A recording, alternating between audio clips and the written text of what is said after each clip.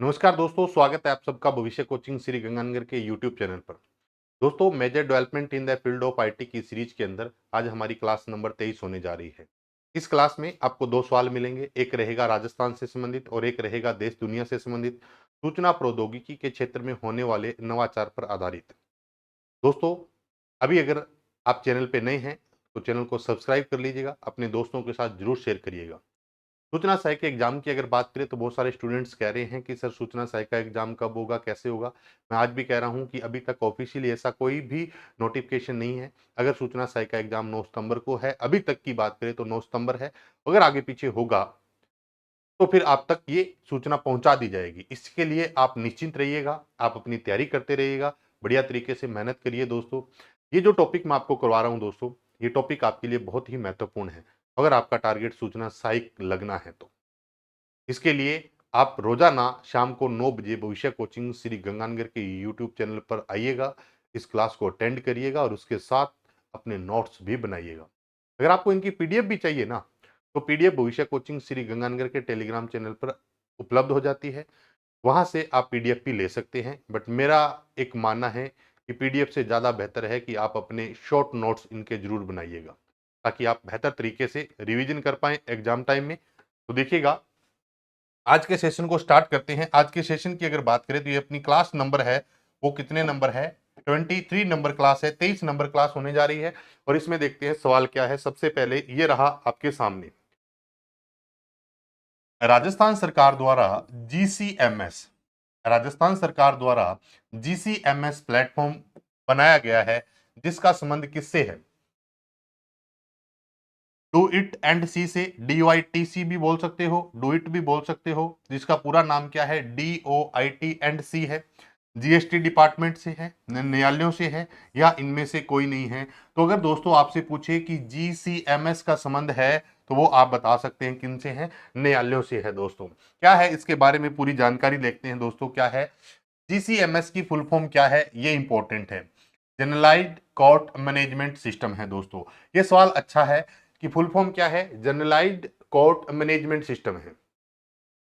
जीसीएमएस platform राज्य के सभी प्रकार के न्यायालयों में विभिन्न अदालती कार्यों के मानक कार्यात्मकता वाला एक जेनरिक प्लेटफॉर्म है। ध्यान देना दोस्तों, क्या है जीसीएमएस प्लेटफॉर्म राज्य के सभी प्रकार के न्यायालयों में विभिन्न अदालती कार्यों के मानक कार्यात्मकता वाला एक क्या है, जेनरिक प्लेटफॉर्म है। और बात करते हैं क्या उद्देश्य लेकर आया है ये एक प्लेटफॉर्म। ध्यान दीजिएगा, जीसीएमएस में अपील करता अपने मामले को, यानी कि अपील करता अपने मामले को वास्तविक समय के आधार पर तकनीकी मदद से प्रतिवादी के पूरे विवरण के साथ देख सकता है। यानी कि क्या कह रहा है कि जीसीएमएस में अपील करता अपने मामले को वास्तविक समय के आधार पर तकनीकी मदद, यानी कि किसी टेक्नोलॉजी की सहायता से प्रतिवादी के पूरे विवरण के साथ देख सकता है। ये है कौन सा पोर्टल या प्लेटफॉर्म की अगर बात करें तो वो कौन सा है दोस्तों, जीसीएमएस है। फुल फॉर्म ध्यान रखिएगा, जीसीएमएस है और इसका संबंध किससे है, न्यायालय यानी कि कोर्ट से संबंध है दोस्तों इसका।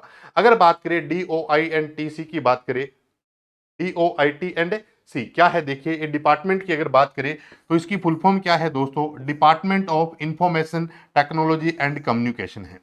Department of information technology and communication है। वैसे तो इसको डू इट भी बोलते हैं, DOIT भी बोलते हैं, लेकिन पूरा इसका नाम क्या है दोस्तों, DOIT&C है, department of information technology and communication है। बात करते हैं इसके बारे में। ये वही डिपार्टमेंट है जिसने सूचना सहायक 2011 का, जिसने सूचना सहायक 2013 का एग्जाम करवाया था। 11 और 13 का एग्जाम किसने करवाया था, खुद डिपार्टमेंट ने कराया था, आईटी डिपार्टमेंट ने। तो अगर 11 और 13 की बात करें, 18 का जो एग्जाम था वो आरएसएम एसएसबी ने करवाया था दोस्तों। तो 2011 और 13 का किसने करवाया था, DOITC ने करवाया था।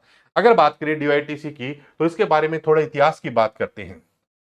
सन 1987 में क्या हुआ था, कंप्यूटर निदेशालय की स्थापना हुई थी।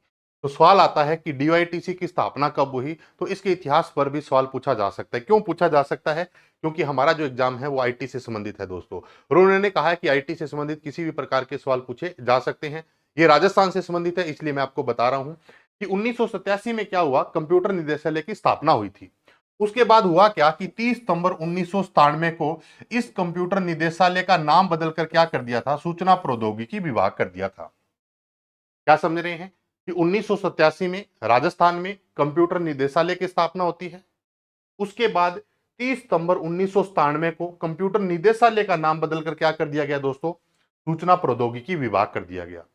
उसके बाद क्या हुआ था कि 13 मई 2002 को सूचना प्रौद्योगिकी विभाग का नाम बदलकर क्या कर दिया, सूचना प्रौद्योगिकी और संचार विभाग कर दिया। यह सवाल अगर बात करें तो DOIT&C की अगर बात करें तो इसकी स्थापना की अगर बात करें तो इसका इतिहास ये है, 1987 में निदेशालय की स्थापना, उसके बाद 1997 में कंप्यूटर निदेशालय का नाम बदला गया और क्या किया गया, सूचना प्रौद्योगिकी विभाग किया गया।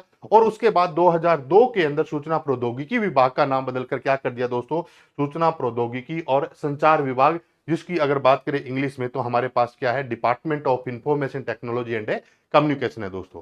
तो ये था राजस्थान से संबंधित सवाल। अब बात करते हैं देश दुनिया से संबंधित सवाल की बात करते हैं, तो ये रहा आपके सामने। विंडो 10 की बात करें, विंडो 10 की अगर बात करें तो दोस्तों विंडो 10 जो है ये कब रिलीज हुई थी, तो आप सब जानते हैं 29 जुलाई 2015 को, 29 जुलाई 2015 को विंडो 10 आई थी। अगर आपसे पूछ ले विंडो 11 कब आई थी तो आप बता देना 5 अक्टूबर 2021 को, 5 अक्टूबर 2021 को विंडो 11, और विंडो 10 कब आई थी, 29 जुलाई 2015 को। अब कह रहा है कि विंडो 10 में नरेटर क्या है, नरेटर क्या है, एक वेब ब्राउजर है। नहीं दोस्तों, विंडो 10 का जो वेब ब्राउजर है वो आपके सामने है, माइक्रोसॉफ्ट एज है, माइक्रोसॉफ्ट एज है। विंडो 10 का जो ब्राउजर है दोस्तों वो कौन सा है, माइक्रोसॉफ्ट एज है।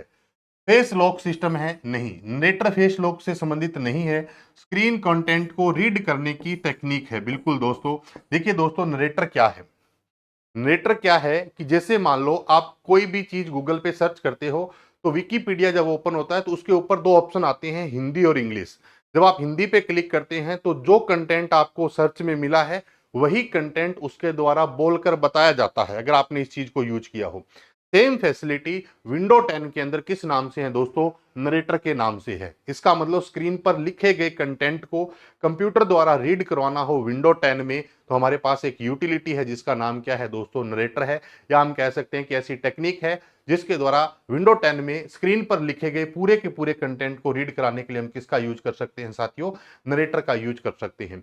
विंडो 10 की मैंने एक दो एसेसरीज आपको पहले भी बताई हुई है, कैरेक्टर मैप बताया हुआ है, स्निपिंग टूल्स के बारे में बात की थी, फॉक्स असिस्ट के बारे में बात की थी। वैसे ही हमारे पास एक विंडो 10 की यूटिलिटी है जिसका नाम क्या है दोस्तों, नरेटर है। अब नरेटर क्या है, जो भी कंटेंट आपकी स्क्रीन पे है इसको अगर आप स्टार्ट कर देते हैं तो स्क्रीन पर लिखे गए प्रत्येक कंटेंट को ये बोलकर बताता है, जिसका नाम क्या है, नरेटर है। इस नरेटर पर 2021 में जो विद्युत विभाग का जो एग्जाम हुआ था दोस्तों, उसके अंदर शायद ये सवाल पूछा गया था कि ब्लाइंड पर्सन के लिए हम कौन सी टेक्निक का यूज कर सकते हैं। तो शायद एक तो इसके अंदर एक टेक्निक और होती है, ये ऑप्शन में था या कोई दूसरा ऑप्शन में था, मुझे पूरा एग्जैक्ट ध्यान नहीं है, बट इससे संबंधित था। अब नरेटर के बारे में थोड़ी बात करते हैं दोस्तों।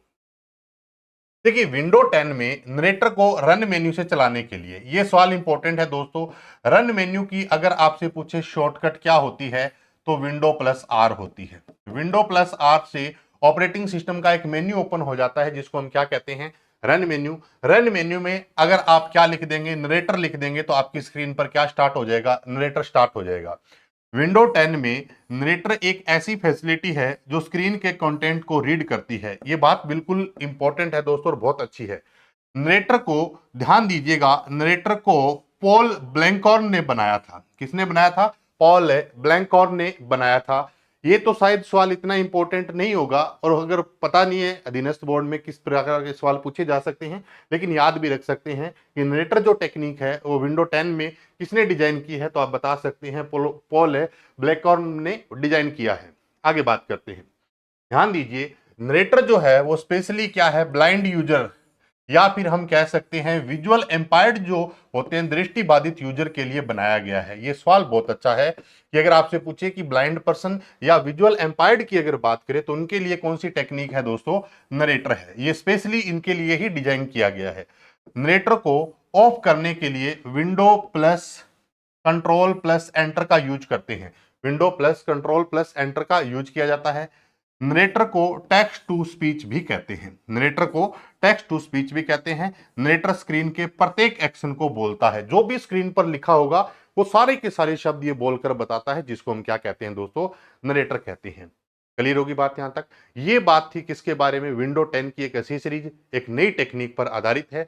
इसके सवाल भी बहुत इंपॉर्टेंट है दोस्तों। मैं आपको बता दूं कि सवाल कैसे भी कहीं से भी और कुछ भी पूछा जा सकता है, इसलिए सचेत रहिएगा।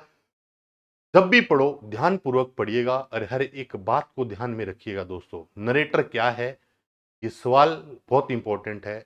फॉक्स असिस्ट क्या है, ये सवाल बहुत इंपॉर्टेंट है। स्निपिंग टूल क्या है, ये सवाल बहुत इंपॉर्टेंट है। कैरेक्टर मैप क्या है, ये सवाल बहुत इंपॉर्टेंट है। अगर बात करें हमारे पास इनकी, तो ये सारी विंडो 10 की क्या है दोस्तों, यूटिलिटी है। माइक्रोसॉफ्ट एज क्या है, इसके बारे में ध्यान रखना। तो विंडो 10 के साथ एक वेब ब्राउजर है, वो हमारा कौन सा है, माइक्रोसॉफ्ट एज। माइक्रोसॉफ्ट एज के साथ माइक्रोसॉफ्ट कंपनी का एक और वेब ब्राउजर जिसके बारे में आप जानते हैं, इंटरनेट एक्सप्लोरर है दोस्तों। ये जानकारी थी आज की इस क्लास के बारे में। अगर आपको क्लास अच्छी लगी दोस्तों, तो क्लास को लाइक जरूर करिए, अपने दोस्तों के साथ शेयर भी करें और कमेंट करके जरूर बताइएगा ये क्लासेज रेगुलर रहनी चाहिए या नहीं रहनी चाहिए। आपके कमेंट नहीं आते ना, तब मुझे ये लगता है कि शायद अब आप इस क्लास की आपकी रिक्वायरमेंट खत्म हो गई है।